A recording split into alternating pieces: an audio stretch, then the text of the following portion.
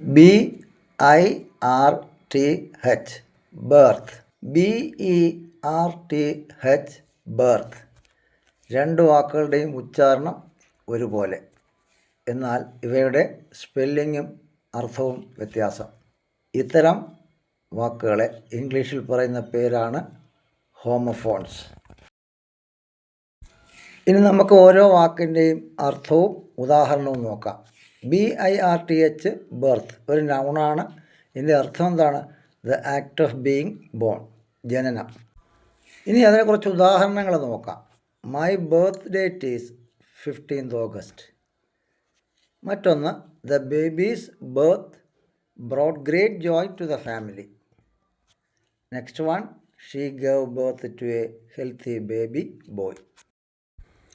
ഇനി രണ്ടാമത്തെ വാക്കായ BERTH birth നോക്കാം. അതും ഒരു നൗണാണ്.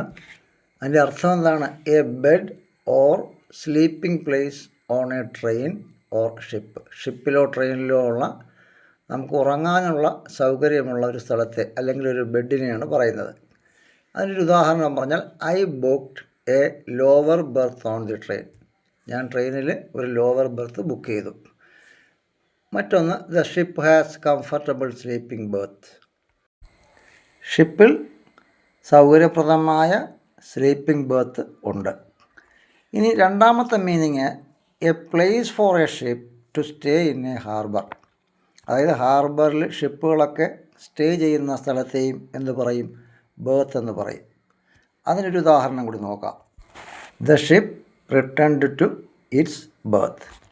ഇനി മൂന്നാമത്തെ മീനിങ് എന്താണ്? A place or position in a competition or team. ടീമിലോ അല്ലെങ്കിൽ മത്സരത്തിലോ ഉള്ള നമ്മുടെ ഒരു പൊസിഷനെ, ഒരു സ്ഥാനത്തെയാണ് ബർത്ത് കൊണ്ട് മീൻ ചെയ്യുന്നത്. അതിനൊരു ഉദാഹരണം നോക്കാം. The team secured A birth in the final.